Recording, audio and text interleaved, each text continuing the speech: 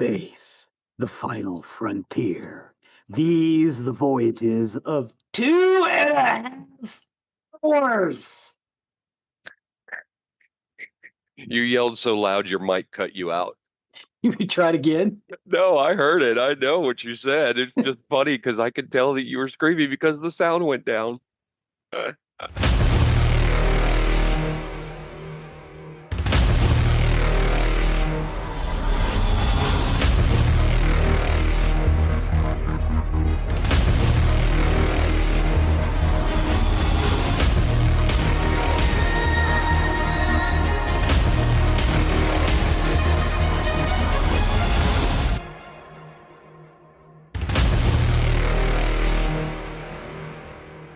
Welcome to episode 228 of Nerdery Murdering.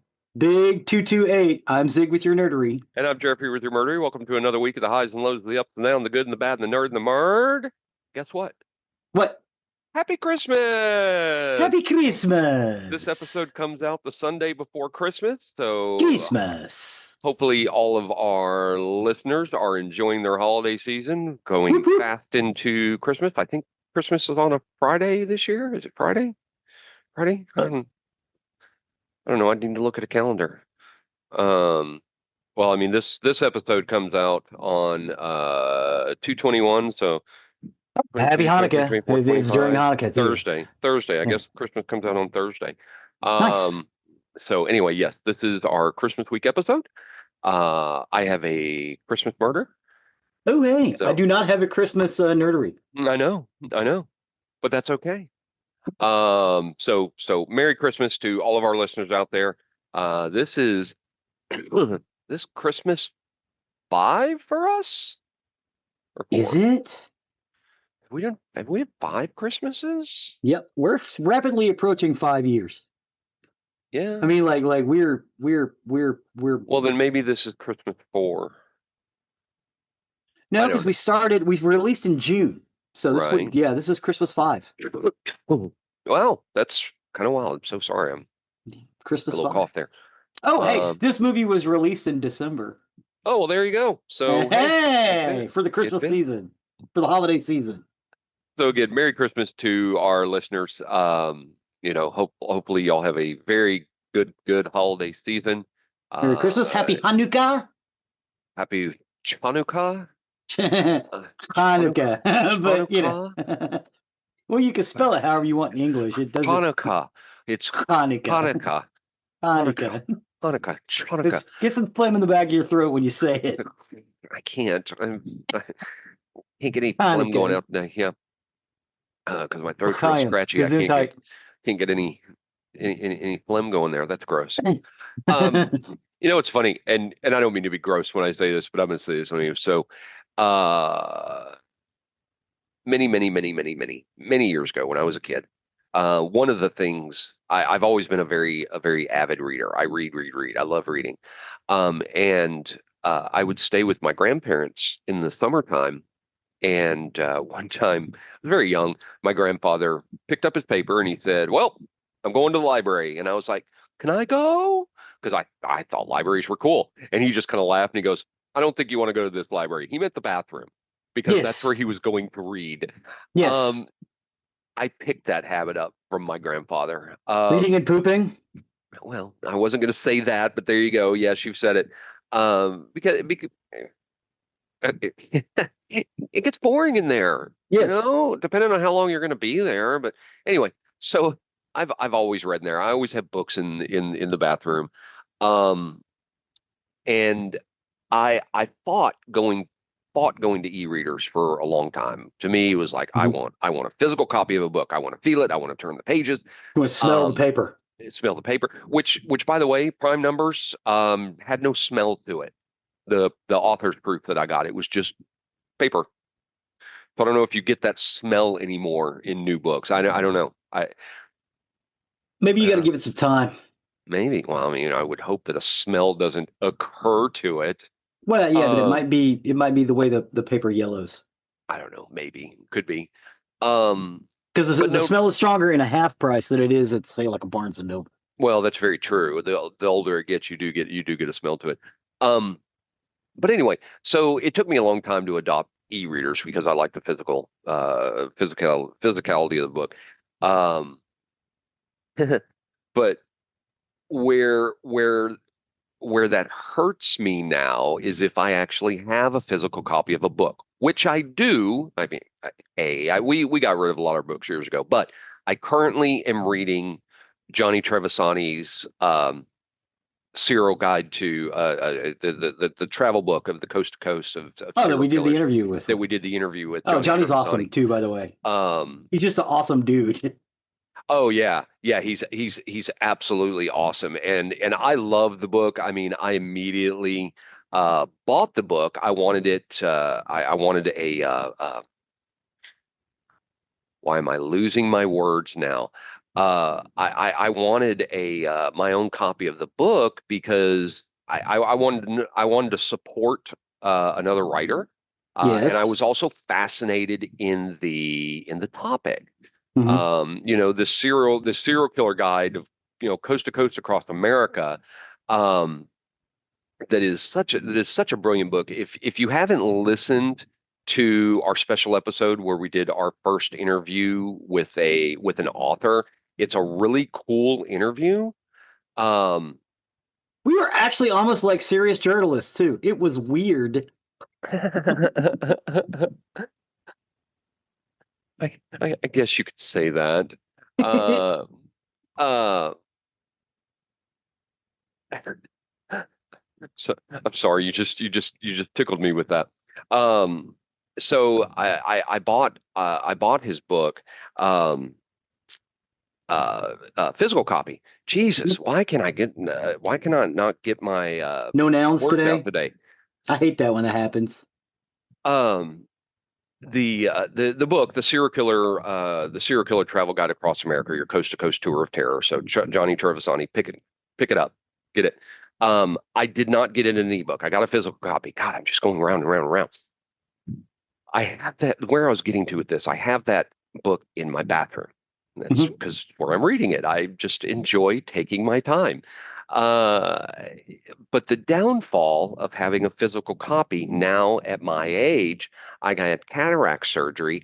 I can no longer read up close. Everything's blurry, You gotta read like this. and I forget to take my glasses with me into the bathroom.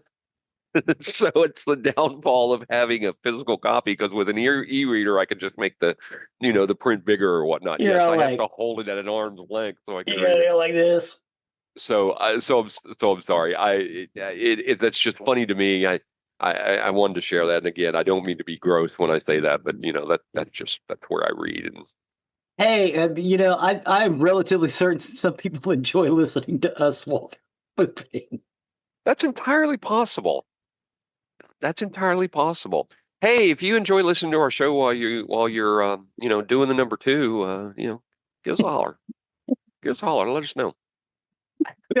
Inquiring minds want to know. Another person who likes to listen to us while they're pooping. Yay! Welcome to episode 228 of Nerdy or Murdery, your everything poop about. Wow, we have just digressed. Yeah. We just lost 10 listeners today. You know what? I think we may have gained a couple. Uh, I guarantee you, if they're bothered by us saying, listen to us while you poop, there's some shit we've talked about before. They've been long gone. oh, very true. Very true. Uh, So, my problem is our listeners in Pabna Pabna, Bangladesh. I'm wondering if they're listening to us to learn English, in which case, oh my God, I am so sorry. hey, we had as we're recording this episode, it's on a Sunday where, all of our episodes release on Sundays. We had one of our early morning listeners was in Helsinki. Helsinki in Helsinki. Finland? Yeah. Nice. I thought that was pretty cool. I was like, wow, Helsinki. Helsinki. And Nice. the episode that came out this morning was Goth Part 2. Goth Part 2. You were actually doing 4 Goth episodes at this point. Yeah. 4. But yeah, this was Goth Part 2. So yeah, Helsinki. Actually, it says Helsinki Usima. That's probably a neighborhood Uusimaa, maybe. or like a suburb of Helsinki. Maybe. I don't know. I don't know. I just found that funny. It's like, wow, Helsinki, that's pretty cool. I guess they, want their golf for the week. Yes.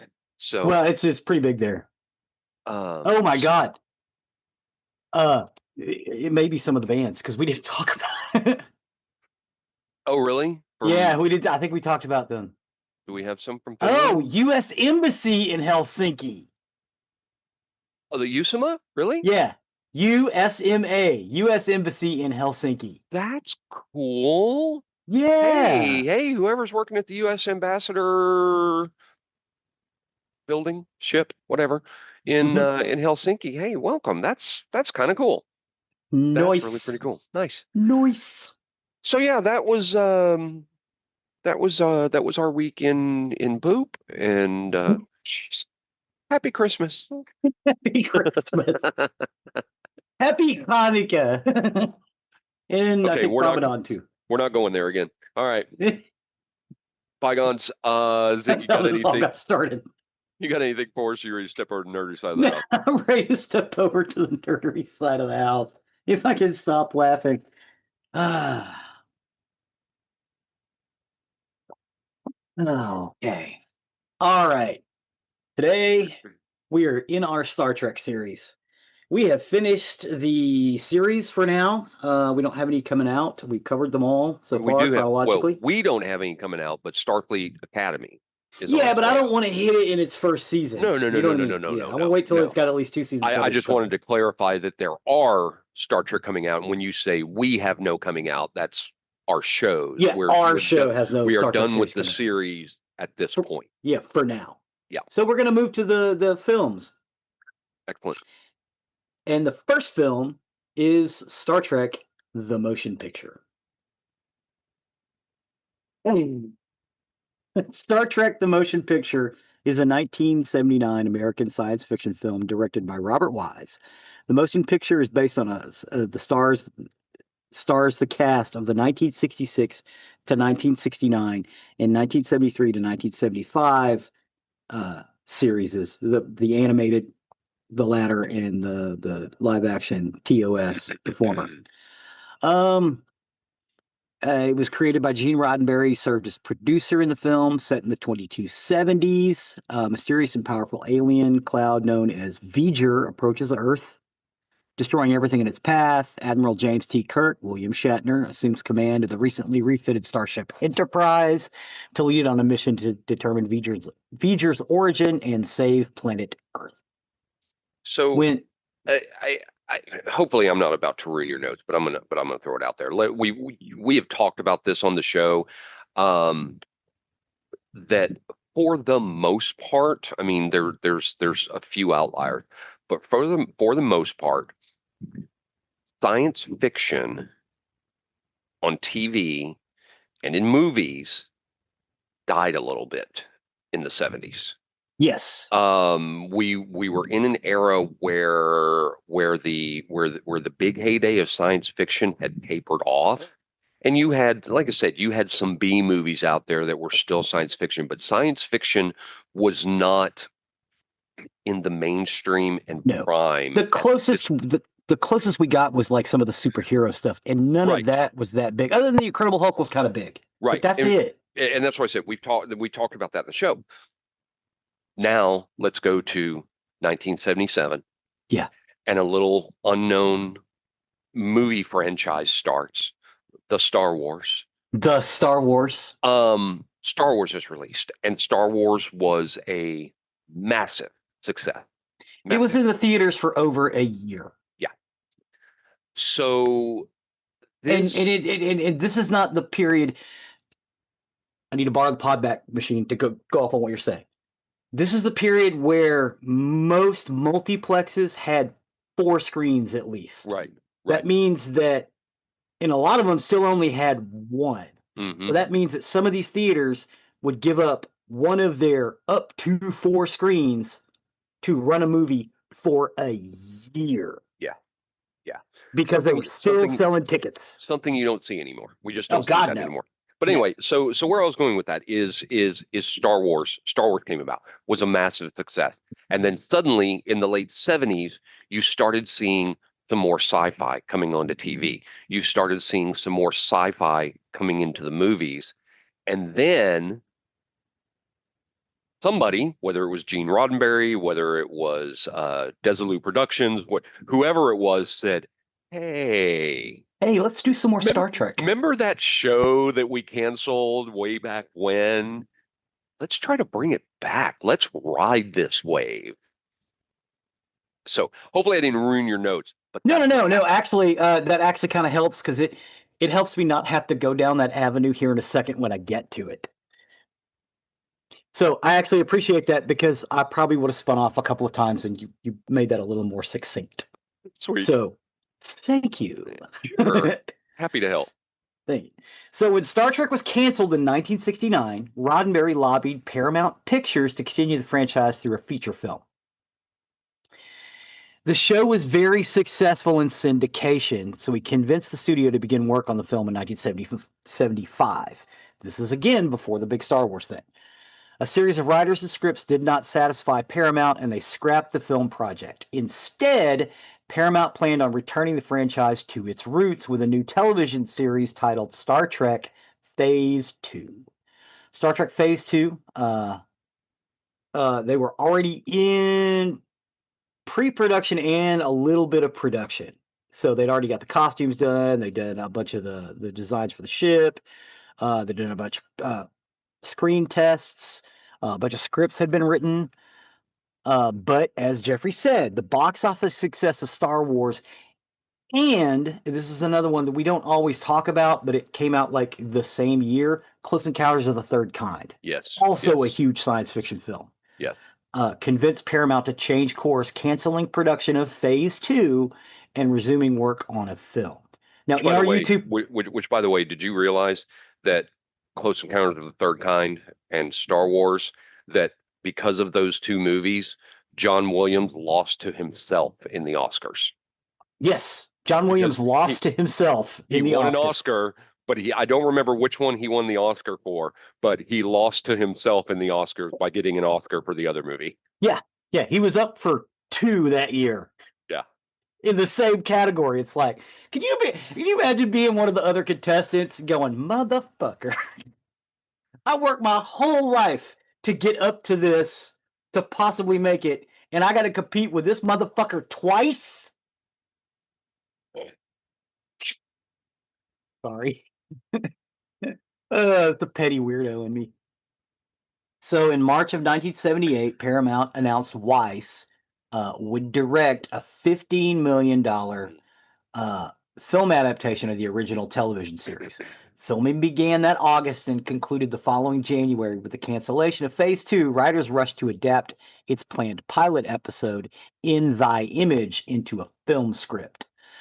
Constant revisions to the story and the shooting script continued to the extent of hourly script updates on shooting dates. So basically, they're set, they've memorized their lines for this, they're getting ready to shoot the scene, and someone runs up and gives them a new script. Costume designer Robert Fletcher provided new uniforms, and production designer Harold Michelson fabricated new sets. Jerry Goldsmith composed the film score, beginning an association with Star Trek that would continue until 2002. Now, a lot of people look at the uniforms of Star Trek: The Motion Picture and get kind of shitty on them. Basically, what they did was they took the original uniforms and they tried to make them a little more futuristic. Futuristic in 1978 does not look how we think futuristic is. However, they did use the colors in them. The colors they used in them were all newly patented colors. So no one had actually seen those colors yet. Mm-hmm. They continued to use those when they went to the different uniforms in the Wrath of Khan. The straps that came over their bodies, which were in basically unusual colors to denote what branch of the service they were in, they continue to use those colors and those straps all the way up through. So when you see those straps, and they've got those weird colors because it's not like white, it's off-white, but it's kind of bluish or kind of greenish. That's what that is. They're continued using those uniform color designs because the idea was we're going to use brand new colors that no one has ever seen before because they just got patented. So they haven't actually produced anything in these colors. Um, which I thought was brilliant idea. Not greatly executed, but it's still a brilliant idea, and I'm so glad they continued to use them. Harold Michelson fabricated new sets. Jerry Goldsmith composed the film score, beginning an association with Star Trek that would continue until 2002. When the original contractors for the optical effects proved unable to complete their tasks in time, effects supervisor Doug Trumbull was asked to meet the film's December 1979 release date. Weiss took the just completed film to its Washington, D.C. opening, but always felt that the final theatrical version was a rough cut of the film and that he wanted to make. Now, having said that, in the last few years, they have released Weiss's director's cut. It is much better than the one we got on screen in 1979. It's a little longer, but they did trim some other stuff up. So it's only like 5 minutes longer, even though there's 20 minutes of additional footage, because they trimmed some scenes down to fit that 20 minutes of footage.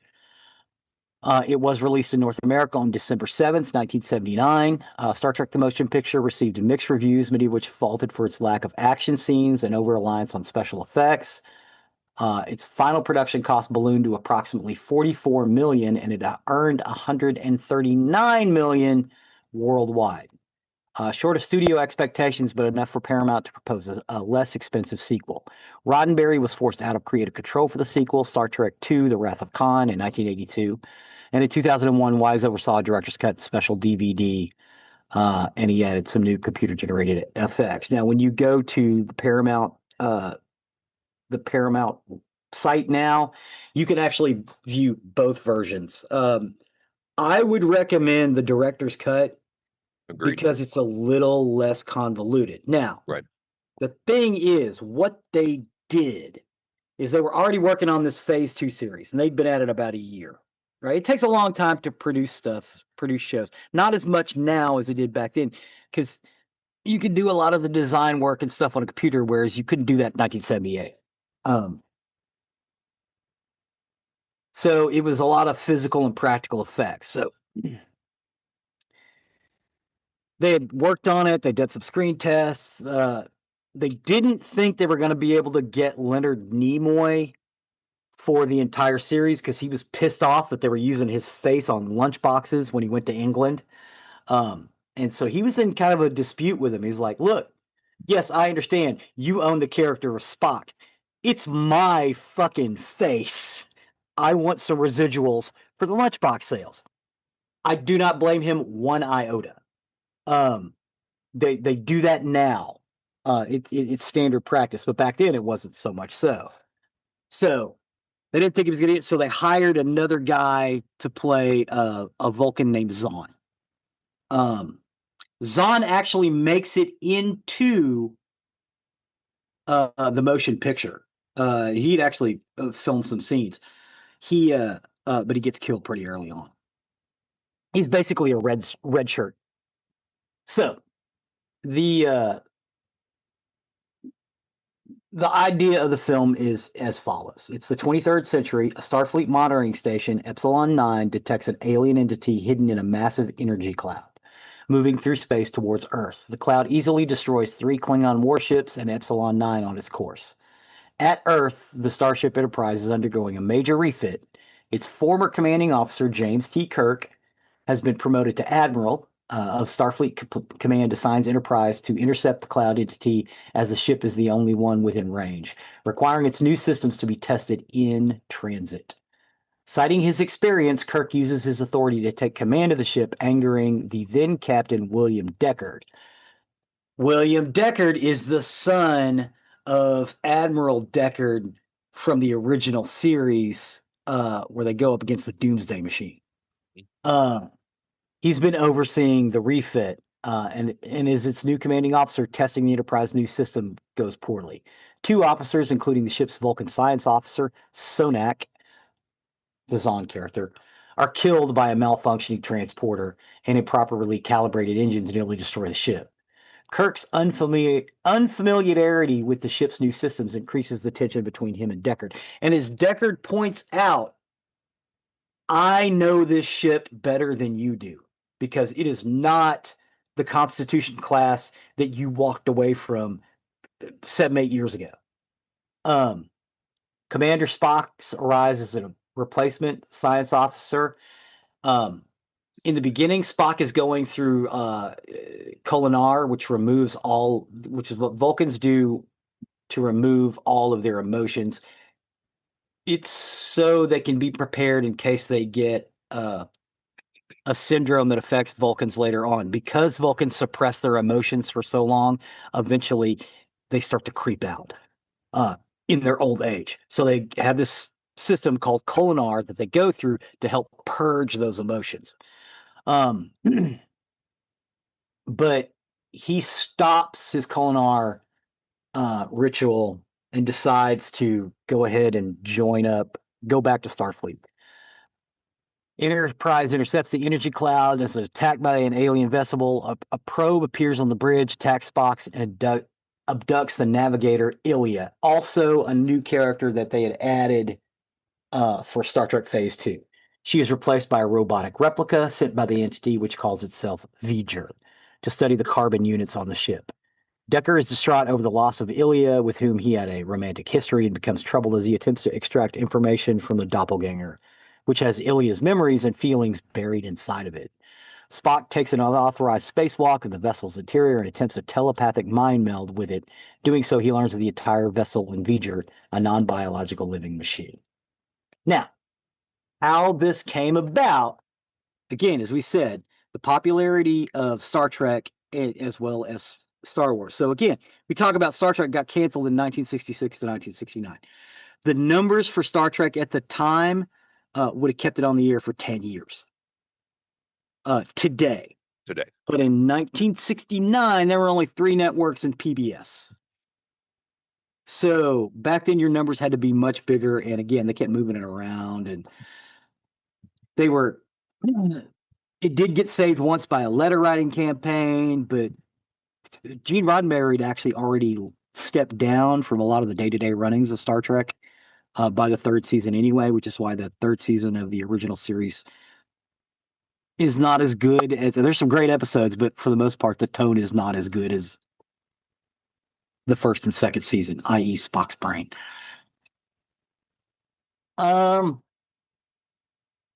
So they'd begun developing it again, and they did the animated series, which was basically a cut down version of the live action series. They basically took a live action episode that was an hour and cut it down to half an hour, or like 40 minutes to 22 minutes. So it made those kind of clunky because there was a lot of exposition. But the first draft was The God Thing. So it was an unproduced film script by Gene Roddenberry, and it followed the success of let's see. An alien entity declares itself God and begins to travel to Earth. Admiral Kirk reunites the crew, sends it back to its own dimension. Roddenberry completed the story on June 30th of 1976, but Paramount rejected it. The script, for reasons Roddenberry attributed to the religious views of company executives. Story elements for this were eventually used for Star Trek V, The Final Frontier, which was directed by William Shatner. After Paramount's rejection of the film, Roddenberry sought to produce The God Thing as a novel in the late 70s. And he signed a deal with Bantam Books to publish it, but was given extensions because of his work with the first part of Phase 2 and then the motion picture. During this period, Star Trek actor Walter Koenig helped Roddenberry expand the novel, and in 1991, shortly before Roddenberry's death, his assistant Susan Sackett rediscovered the work of the novel. She contacted Pocket Books, which wanted to publish it, and eventually they did publish it. Especially after Roddenberry's death and Sackett's dismissal from Star Trek: The Next Generation, Michael Jan Friedman was later engaged to expand the work, but it went unpublished. I think we eventually got a story of it, though. They did want to get some new scripts for this Phase 2 series. So they approached Ray Bradbury, Theodore Sturgeon, and Harlan Ellison. Ellison's story had an alien race tampering with Earth's history to create a kindred reptilian race. Kirk and the crew are faced with the dilemma of killing off the reptilian race in Earth's prehistory just to maintain humanity's dominance. I love Harlan Ellison. But when Ellison presented his ideas, an executive suggested that Ellison read Chariots of the God, which include the Mayan civilization, into his story, which enraged the writer because he knew the Maya did not exist at the dawn of time. um, Robert Silverberg and John D.F. Black were assigned the screenplay. Their treatment featured a black hole that threatened to consume all of existence. On October 8th, 1976, Bryant and Scott delivered a 20-page treatment, Planet of the Titans, which was based on the Planet of the Gods in the first series.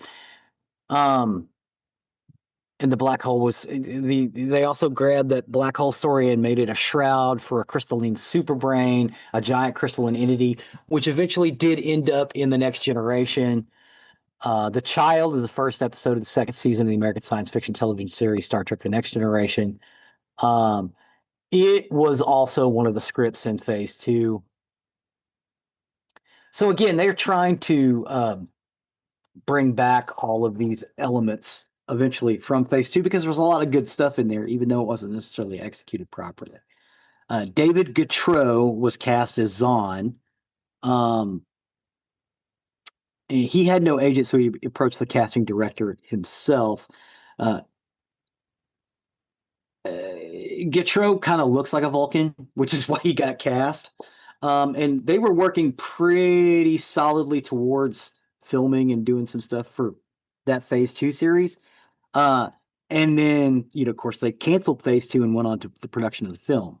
And they brought Gautreaux back to play the Vulcan science officer, which gets killed in the first film. So he did make it there. Persis Kambata was hired to portray Ilya. She played the Ilya in the film, but she was originally like one of the first people cast outside of the original cast for the series. A lot of people were really mad about her being bald in the thing. Now, for the series, she wore a bald cap, but for the film, she shaved her head. Really? Yeah, she shaved her head. I knew that. Yeah. Now, they ended up, because her hair was starting to grow back, because she's got really luscious, beautiful hair, they did apply some bald cap stuff toward the end of the filming run, because she got tired of keeping up with it.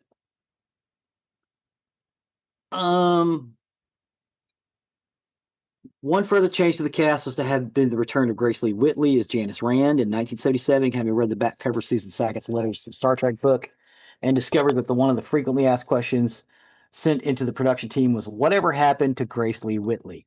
So, Grace Lee Whitley actually didn't show up in, I don't think did she show up in, I know she's in The Wrath of Khan. Is she? Or was it The Search for Spock? Because I know at one point you're in the theater with Keith, and Keith looks at you and goes, "What you doing there, Janice Rand?" That, yeah, I know. That is. Or is that The Voyage Home?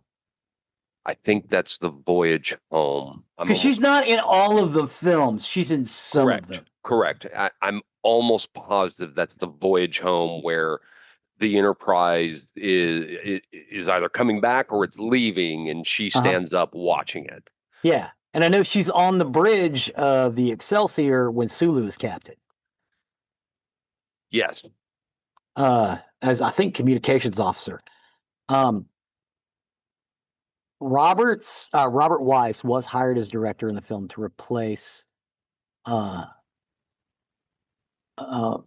Michael Collins. Yes, Michael Collins.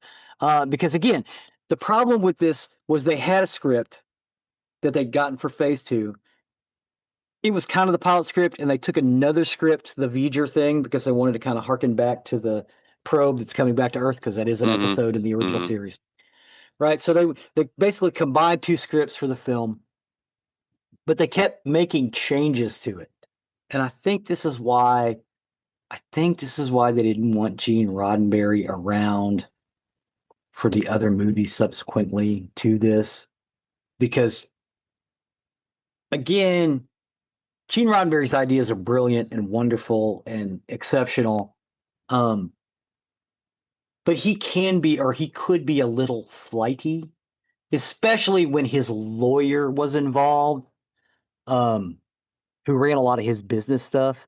That dude was an asshole and would just change things just to be a dick. They talk about it a lot in the Next Generation. I think we even talked about him quite a bit in the Next Generation. The gentleman has since passed, but he made they almost canceled the Next Generation because of that dude. Once they got rid of him, things were much easier. He got actually worse after Gene Roddenberry passed away. Um, but there was a lot of back and forth and stuff, and this film ran over budget because they kept changing the damn script. And yes, I understand actors can memorize scripts pretty quickly, but when you're getting ready to shoot, you've got everybody's there, the crew is all set around, you're set up, you got the lighting set. That takes a long time to get all that stuff ready, right? Mm-hmm. And you're ready to, okay, we're doing this, we're doing this, we're doing this. I'm saying this, and this. I got to stand over here, stand over here. Boom. And you got to coordinate those cues with the crew as well because the door's got to open. You know, you have to, you have to be looking in the right direction when a little tennis ball's up there. Well, it's not going to be a tennis ball; it's going to be something else. But I digress. Right? When you're set to do that, and somebody runs over and hands you new dialogue, and we're not talking about, hey, this dialogue says this. Let's go ahead and say this, and then try it a different way after that. We're talking about them giving them completely new dialogue, which they have to memorize on the fly. Mm-hmm. It dragged the production time a lot. It made it longer. So it made the production run over budget. It made, when they cut the film, there are parts of it that are exceedingly slow. And again, in my opinion, there is no bad Star Trek. I like it all. I even like this film. But if I were recommending it to someone, watch the director's cut. It Right. makes more sense because you can kind of tell that it started out as two different scripts glued together with a bunch of other little things thrown in. You can tell when you see that original cut of that film. Having said that, they reused a lot of the opening shots of going to the Enterprise and everything in subsequent films because it's beautiful and it was perfectly shot. Right. The stuff with the Klingons, first time you get the Klingons with the headpieces, and that blew everybody away. That first Klingon redesign, because again, Klingons were just people with dark makeup on before. It was amazing, and then they're speaking the Klingon language when they pick up the transmissions from them on that listening post, which originally was made by Jimmy Doohan, because Jimmy Doohan and Gene Roddenberry were really, really good friends. And Gene Roddenberry's like, I need a language, and Jimmy Doohan's like, oh, dude, what if we make it like Japanese? It's prefix, suffix, and that's how you make the language. So he wrote out like 50 words for them to say, because it was only like a 5-minute scene where they're talking to each other. He's like, we'll work this out and we'll write it down, and that way, if anybody ever needs to use it again, they'll have this dictionary to go off of. That is the beginning of the Klingon language, which you can now speak. Well, that's how that started. You can learn to speak it. Yeah.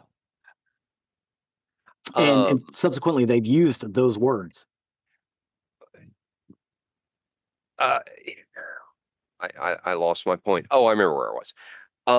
So you had talked about this isn't a bad movie. I would agree with you on that. This is not a bad movie, but let me harken back to 3 episodes ago when I covered Peter Gabriel and we talked about the album So. The worst song on that album is Sledgehammer. and Uh-huh. it's a brilliant song.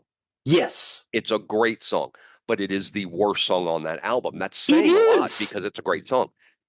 This movie is one of the worst of the movie franchises. It's Yes. still a good movie. Yes.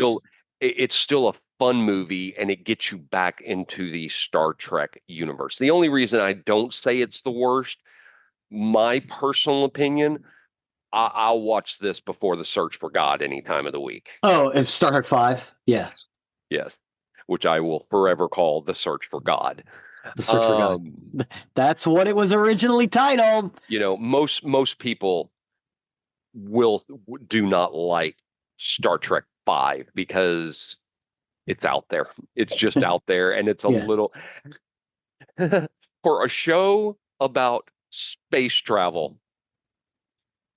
It's a little unbelievable. The little Yes. Yeah. we're going to go hunt for God movie. Yeah.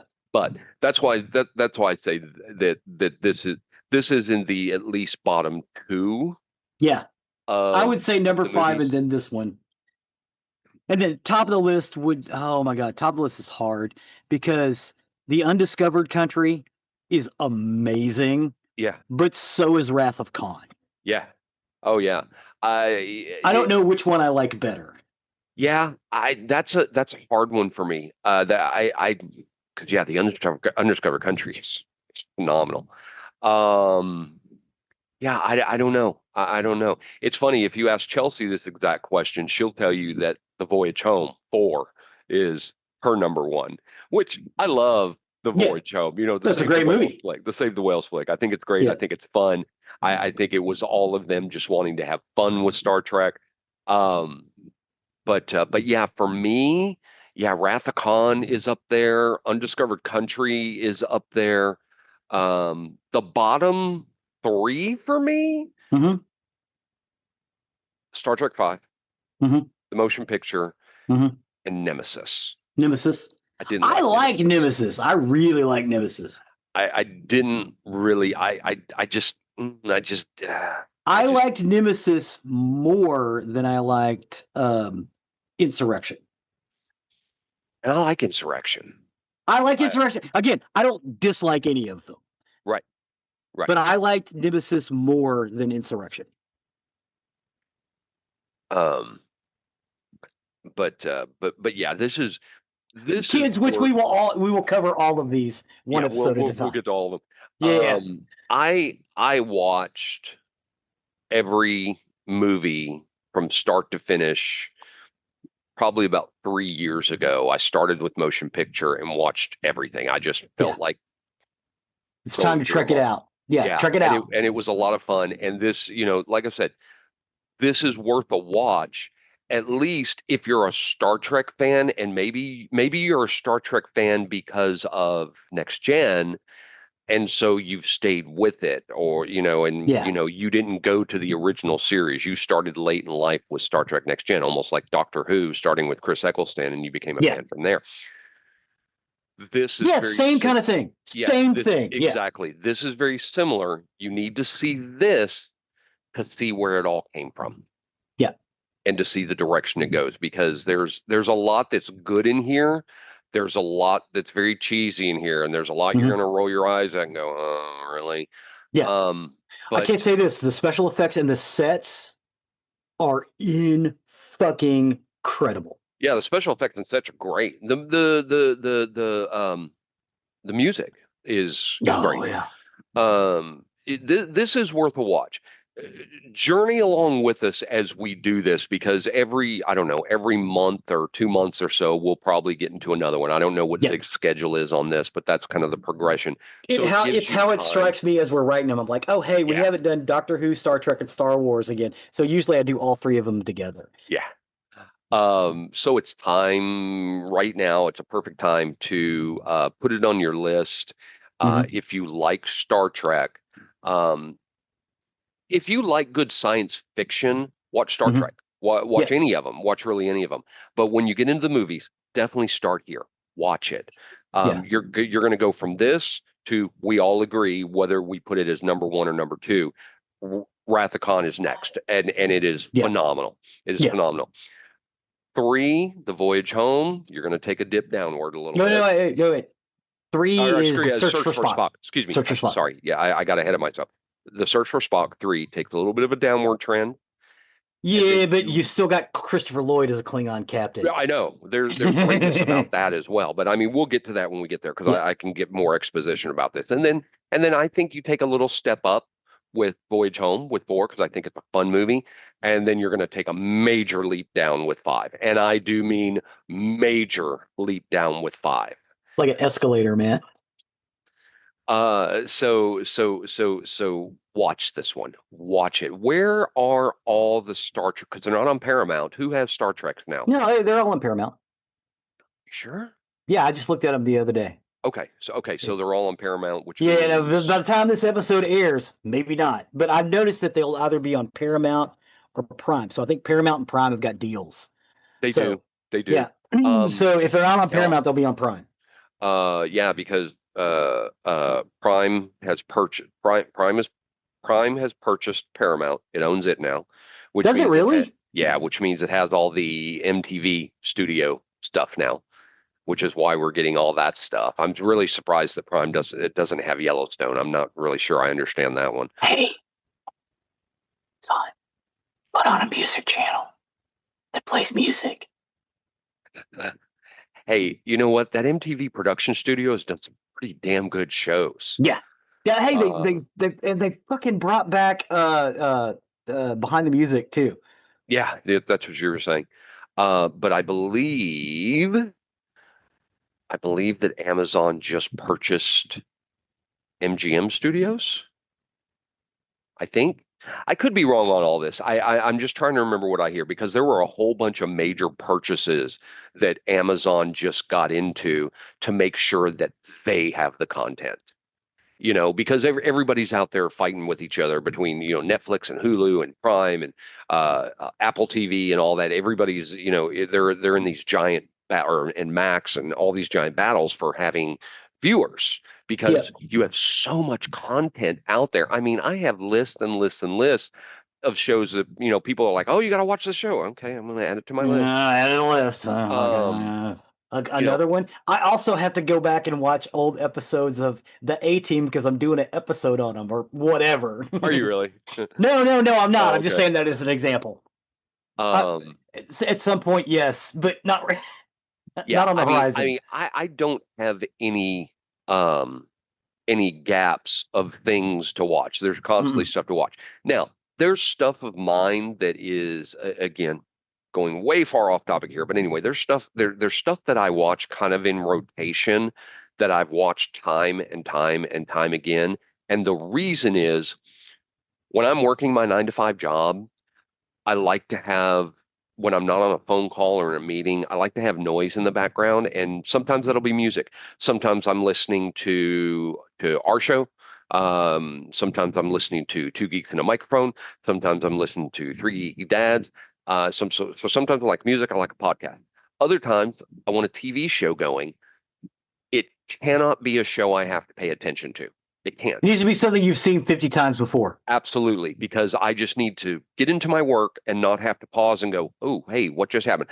I tried to do that once when I went back because I never finished it. I went back to watch Deadwood from start to finish because I never finished it, and I turned it on while I was at work, thinking, "Oh, you know what? I watched that first season. I can kind of keep it off to the side." I couldn't. I kept going. Oh, wait, what just happened? Oh, I forgot about that, and I kept going. So I learned over the years it has to be something I watch. And for me, it's Eureka, it's Chuck, it's let's see, Eureka, Chuck, Justified. Stuff you've seen every episode of. Yeah, multiple times, time and time and time and time and time again. And I'll keep these in a rotation. And right now I'm in the middle of Eureka. I've probably seen that 20 times, the seasons. But God, I lost my point on this. I so lost my point. Where I was getting to originally, I don't know. I don't know how I got to where I got. This, you know what? You need a point? This is how our gaming sessions used to go. We used Do you need a to. point? I got a point right here. No, this is how our gaming sessions used to go. We would get into these conversations, and sometimes an hour later, we'd be like, What the "Hey, fuck are we hey, weren't we doing? gaming? And how did we get here? How did we get to this conversation? I have no idea how I got to where I was at." That's why this show exists. Yes, that's exactly why the show exists. Okay, but you were talking about seeing the movies. Yes, from yes. be, watch them from beginning to end. Watch them from beginning to end. I highly recommend doing that. It's a lot of fun doing that. Just know that along the way, you're going to have some that are just weaker than others, and Yeah. this is one of those. Yes. It's worth a watch. It's a good movie. It's a fun movie. Sometimes it takes itself a little too seriously, um, but you should watch it. You need to watch it. I think it's a good thing. So yeah, Yeah. I got way past my point. You know, the acting is good. The writing is not great, but the acting kind of makes up for it. Yeah. And the special effects and the set design, and again, even the costume design, which reads a little late 70s. hmm hmm Still, the fact that they're using colors that have not been put out yet, or at the time had not been put out yet, was amazing, and they kept using them, even though they redesigned the uniforms. Yeah. But yeah, it's definitely something to see. Cool. All right. I think we pounded that one home, and we went off onto about 1,000 different subjects during that one. That's all right. Huh. I love it. Yeah, I love it. We just lost 10 users, 10 Yeah, listeners. yeah, that's all right. We'll get Um, some more back. some more will come back. They'll appreciate it. So appreciate that. Look forward to the next one, Wrath of Khan. With that, I think it's about time we step over to the murdery side of the house. Murder. For today, I got my information off Wikipedia, Journal News, CBS News, Dayton Daily News, the Columbus Dispatch, and So Cleveland News. this And is going to be in again, Ohio. this is in Ohio. This is the story of the Dayton Christmas murders. The Dayton Christmas Murders. Murders with an S on the end of it. Murders. Just so you're into that, we're not talking about a single murder here. Dayton Christmas Murders. Shockingly, this wasn't that long ago. The 1992 Dayton Christmas murders were a series of murders that were committed by a four-member gang. And during a 3-day period around Christmas Day in 92 in Dayton, Ohio, the four murderers, led by ringleader Marvelous Matthew Keene, had killed a total of 6 people and injured another 2, with various motives of robbery and to silence potential witnesses.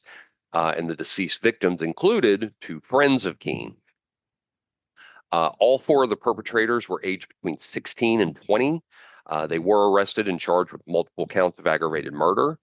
The trial of the 4 ended with Keene being sentenced to death for 5 of the murders, while the rest, Heather Nicole Matthews, Laura Jean Taylor, and DeMarcus Maurice Smith, were all sentenced to life in prison.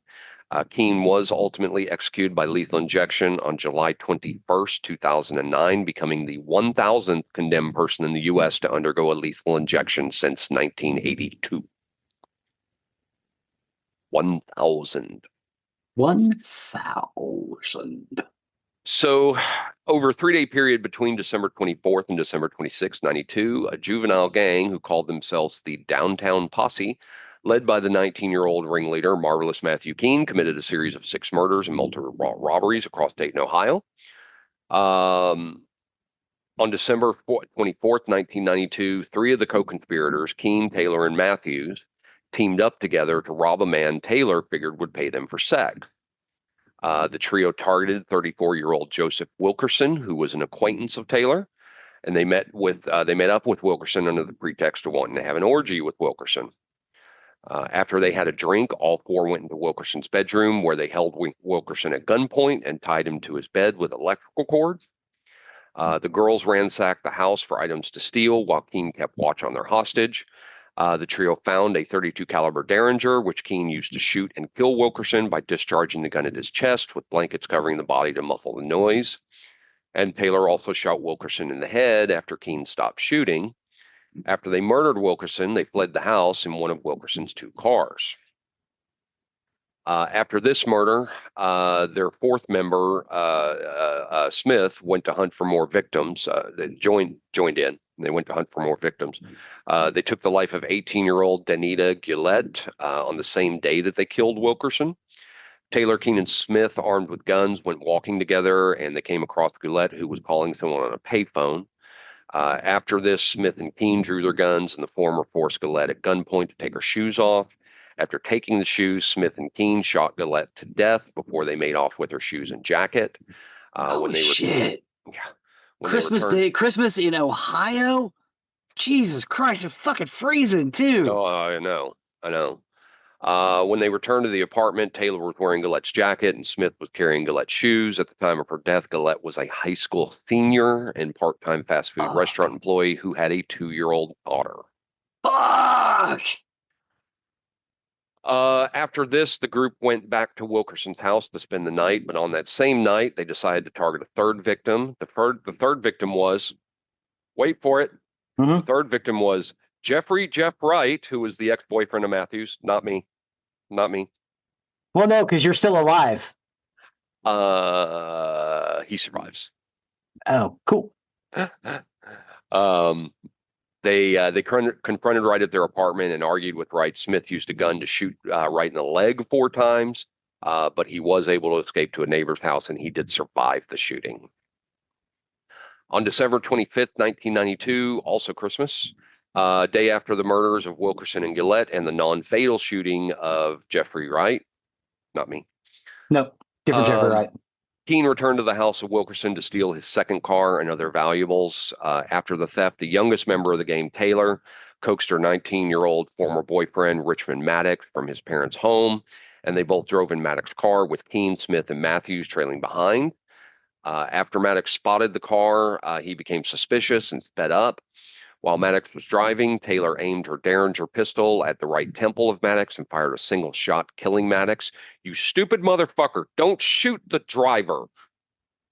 Sorry, bygones. While they were rolling down the street. Right. Maybe point the gun and say, hey, pull over. And just throwing it out there. I mean, not that I'm advocating murder, but anyway. No, but yeah, I mean, it's dumb motherfucker. Right. Anyway, Taylor did manage to escape the car before it crashed on Benton Avenue and rejoined her accomplices. On the early morning of December 26, 92, a day after the Maddox murder, the gang went on to rob a grocery store and shot 3 people, which resulted in the death of 38-year-old Sarah Abraham and the wounding of 1 man. On that day, after the gang robbed a woman named Kathy Henderson and stole her car, they went to a grocery store with the intent to commit armed robbery. Sarah Abraham, whose family owned the store, was working behind the cash register when Taylor entered the store to check the interior of the place itself. Sarah and a shop helper named Edward Thompson were the only 2 staff members present at the time. After Taylor reported to her accomplices about the number of people inside the store, Keenan Smith went into the store with guns, and they threatened Sarah Abraham at gunpoint, ordering her to open her cash register and hand over the money. After she complied and gave Keene $40, Keene shot Abraham in the head, and simultaneously, Smith also shot at Thompson and another man named Jones Pettis, who was a customer at the time. Pettis sustained a gunshot wound to his abdomen, but Thompson was not hurt due to the bullet missing him. They then departed the store, leaving the 3 victims behind. And in the aftermath of the shooting, Sarah Abraham, who was mortally wounded, was rushed to the hospital for treatment, but died 4 days later. Pettis survived his injuries. Sarah Abraham left behind 3 children, the oldest of whom was aged 11 at the time of her murder. Oh, my God. After the grocery store robbery, they became increasingly fearful that they might get exposed to the police if any of their friends snitched on them. Based on sources, at least 2 of the gang's friends, 16-year-old Wendy Cottrill and 18-year-old Marvin Washington, had known to a certain extent about the gang's crime spree throughout the last 3 days. And according to the testimony of Matthews in her trial, she and Taylor discussed about jumping Cottrill after believing she might tell on the group. As for Smith, he thought of getting rid of Washington as well as Cottrill for having known about his involvement in the shooting of Geoffrey Wright, not me. Mhm. The group of four then planned to lure both Cottrell and Washington to another place. After they picked them up, the gang drove to a gravel pit in Dayton and forced the pair out of the car. While being threatened at gunpoint, both Washington and Cottrell protested that they had not gone to the police to snitch on them.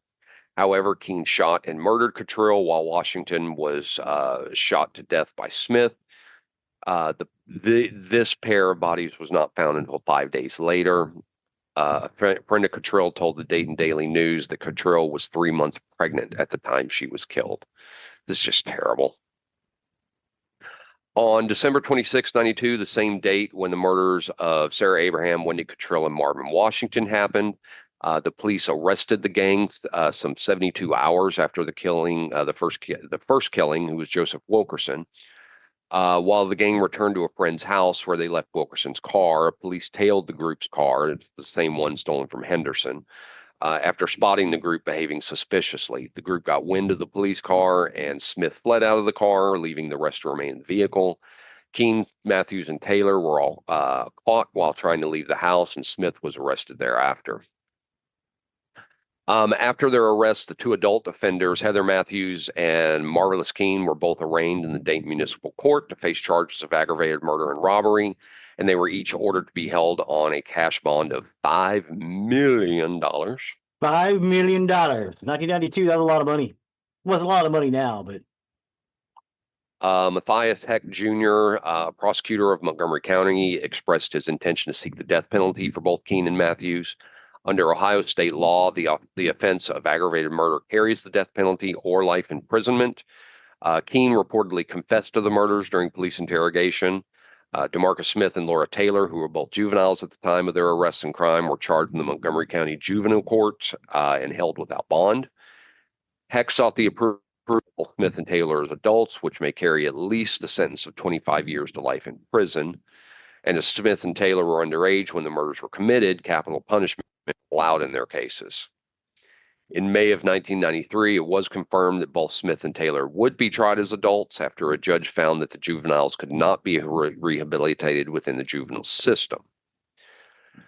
In response to the murders, many family members and friends of the victims and killers alike mourned for the deaths of the victims. One of Danita Galette's brothers, Richard, said that his sister did not deserve to be shot down like a dog, while the other, Daryl, who shared the same apartment as Galette, said that a part of him felt empty after his sister died. A friend of Wendy Cottrell said that she did not wish for her friend to be forgotten as she appeared in a bond hearing for Keene and Matthews. Sarah Matthews' brother Solomon told the press that he felt the killers did the crimes for the thrill of money since they shot his sister even after she gave them the money.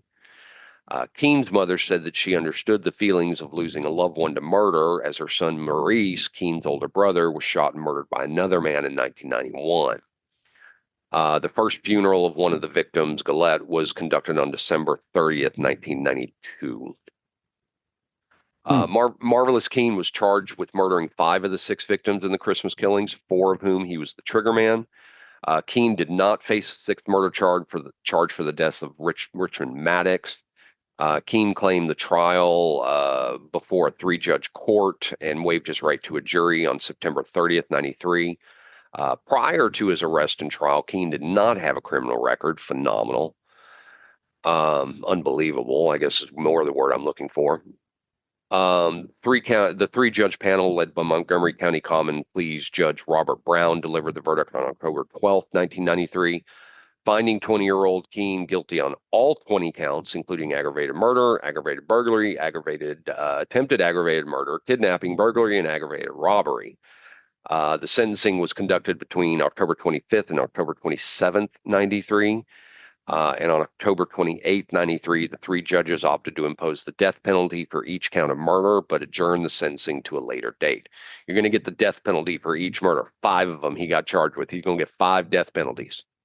You're going to kill him and kill him again. I'll say, how the hell does that work? Yeah. Okay, he's dead. All right, bring him back. Yeah. All right. I don't know. All right, motherfucker, one more time. Before the court made the decision, Keene did tearfully apologize during the hearing and attempted to plead for leniency by revealing that his brother died in a shooting case in 91 that we talked about a minute ago, and his fallout with his father, both of which led him to having a troubled emotional state, but the court went ahead and upheld the capital punishment. On December 10th, 1993, Keene was sentenced to death during a formal hearing. He was also sentenced to consecutive jail terms ranging between 121 and 293 years for the other lesser charge against him. So even if Um, he gets, even if he beats the death penalty, he's still got to spend 300 years in jail. Pretty much, yeah. The trial judges found that the aggravating factors in Keene's case outweighed the mitigating factors and was justified to subject Keene to 5 death sentences.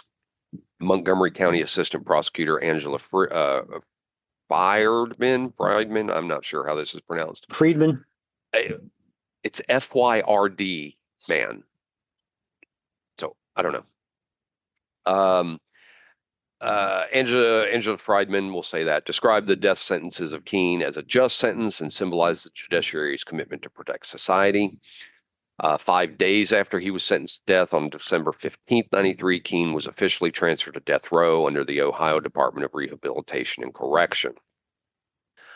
Unlike Keene, Heather Nicole Matthews, the other adult perpetrator, was granted a plea bargain after some discussions between the defense and prosecution, and the prosecution agreed to take the death penalty off the table as a condition of the plea deal.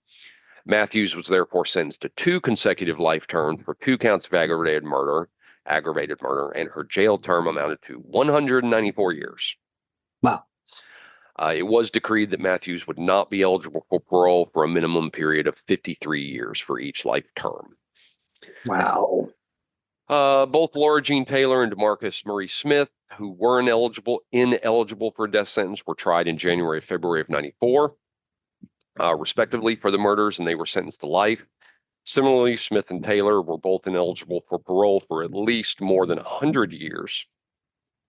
In response to the sentencing of her boyfriend, Matthews lamented the fact she never had the chance to marry Smith, who she loved, and she was reportedly glad to see the legal process coming to a close, although she described life in prison as, quote, no life at all, as she found nothing in her will to live and she wished to kill herself.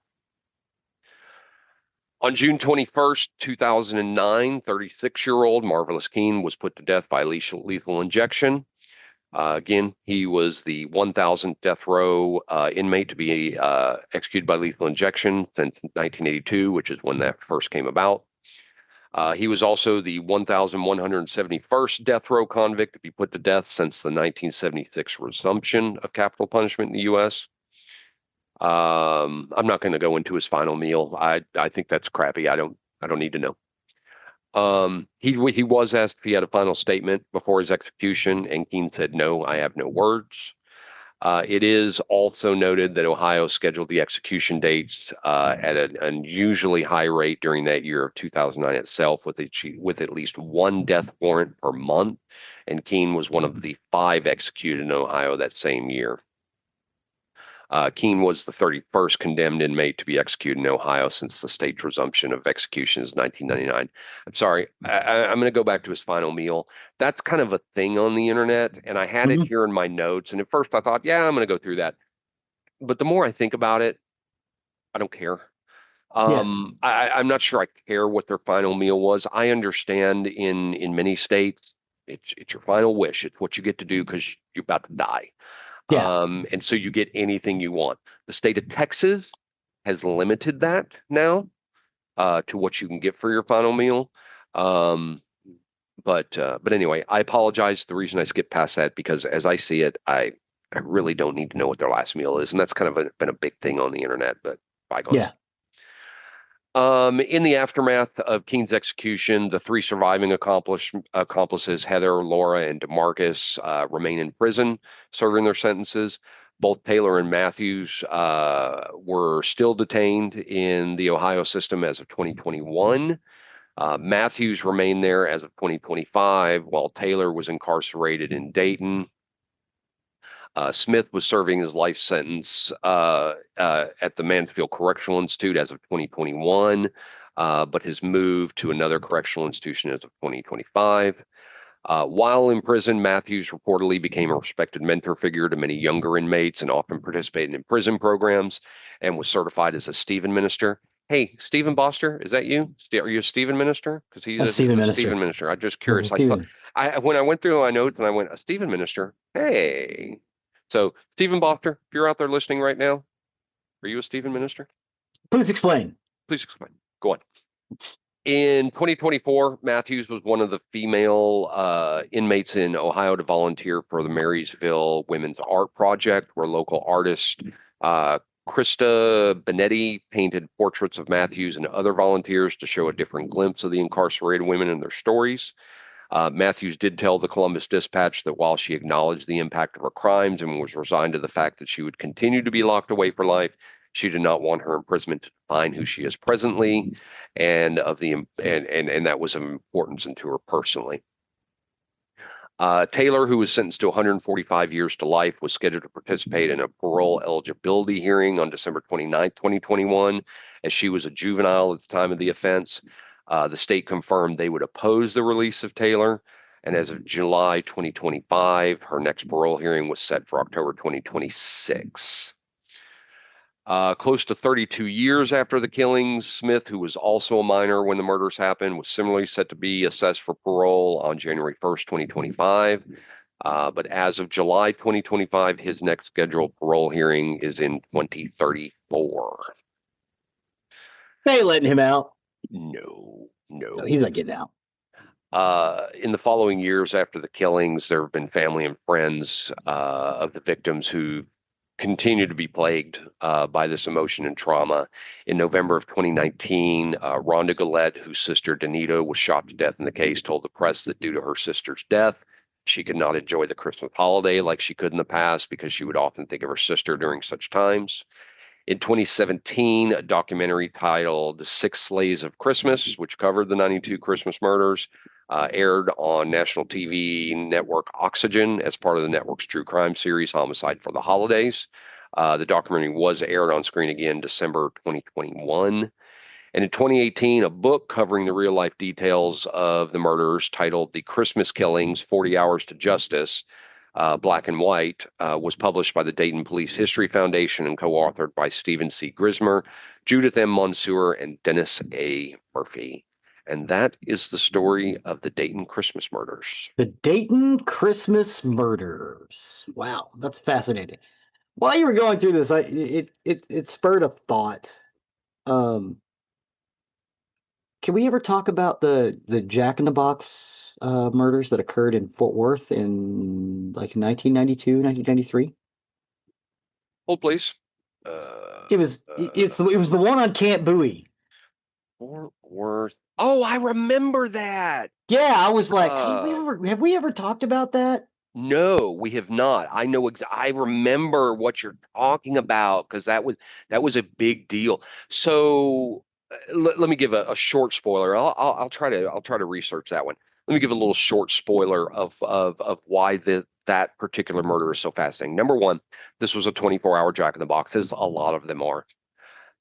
Well, a lot of them were. I mean, they stopped being it after this. No, there's still a lot that are 24. That one never went 24 hours again. No. But what I want to point out about this one, why this is such an interesting topic. The Jack in the Box location is just slightly east of a major intersection. Mm-hmm. And I mean major. There is so much traffic that goes through there 24 hours a day.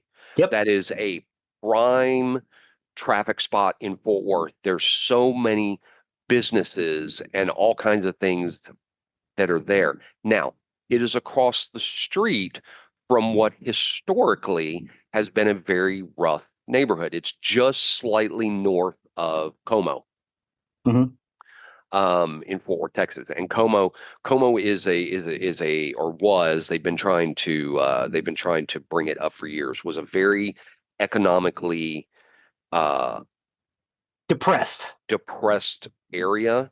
Yeah, it was walled off up until like the 60s. Too. Yes, it had a lot of crime. It had a ton of crime. I mean, like it was red line. They built walls around. Oh, I know. Where you No, I know. But I'm saying there was a ton of crime in there. This particular Jack in the Box was just north of that neighborhood on an extremely busy part of Camp Bowie Boulevard, which Camp Bowie Boulevard is a busy street anyway. And so the fact that this murders happened where so many people could see it. So yeah, I will absolutely cover it. I'd completely forgotten about that. Great call out. I will do research on that. Oh wow, it's still there. Yeah. Oh yeah. Yeah. Yeah, I know it was there. It was still there when I left Fort Worth, just a yeah, couple years ago. So yeah. yeah. It's what, Hewlin and Camp Bowie, is that right? No, Brian Irvin and Camp No, Bowie. Brian Irvin and Camp Bowie. Yep. Yeah. Yep. Hewlin and Camp Bowie is still a busy street, but it's not as major because that part of Hewlin is the farthest north part of Hewlin, and you got to remember that gets past I-30, Hmm. where all those businesses are. So that's a little bit of a quieter part of Camp Bowie is the Hewlin one. Brian Irvin and Camp Bowie has Hmm. always been busy. There's Oh, yeah. so much There's always traffic there. activity there. Yeah. 4 o'clock in the morning, traffic. Yeah. Yeah. 4 o'clock in the morning on a Sunday, traffic. Yeah. So good call out. I'll do I'm that. sorry, I hated to stop you there, but No, you didn't at all. That's a reminds me. great call out. I love adding stuff like that onto my list. But this Dayton Christmas Murders, Mhm. honestly, kind of reminded me of the Wichita Massacre that we did as a bonus episode a long time ago. Those two brothers that went on that massacre rampage. This reminded me a lot of that. Yeah, and for no apparent reason. Right. With the amount of money that they got and the things that they got, it really just seemed because they just wanted to kill. Yeah, they just wanted to go crazy. So, yeah. So, anyway, that's that. That will take us to the end of another recording week. Great week. Really appreciate all of you hanging around with us and listening to us. Hopefully, we didn't blow you out with this episode. We nerded out and then we murdered out. I like that. Yeah, murdered out. But yeah, that'll take us to the end of a recording week. You can find more about us on nerderymurder.com. That's our hub for everything we talk about. You'll find links, pictures, as well as the link to our YouTube page with Zigso often updates. Yes, definitely check this one out because you got some really, really great scenes, and they're all the cleaned up HD versions of that director's cut. You just check them out; they're beautiful. Awesome. Appreciate all the work you do on that. Thank you, sir. You can also find the link the link to our merchandise page, where if you wish to show off your nerdery murdery fandom, please do consider purchasing something from there. You'll also find the link to our Patreon, where our patrons and people who purchase merchandise from us, that helps us with the costs that are associated with the show. It does cost to keep us on the air. There's our uploads, there's our storage space, there's our website. Everything about it has a cost to it, and so we do appreciate the help from each and every one of you. Please and thank you. Please and thank you. And please, something you can do for free is you can leave a 5-star review wherever you can. It really helps us, helps others find our content that may be looking for the topics we discuss. And the last thing, before we head out, my good friend Chuck, you can go to sleep now. Good night, Chuck. Good night, Chuck. With that, I have been Zig with your nerdery. And I'm Geoffrey with your murdering. Cue the music.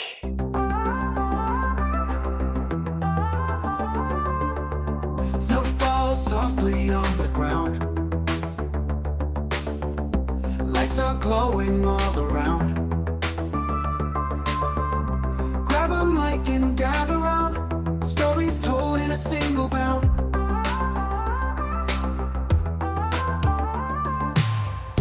Nerdery and murdery blend. From the start to the very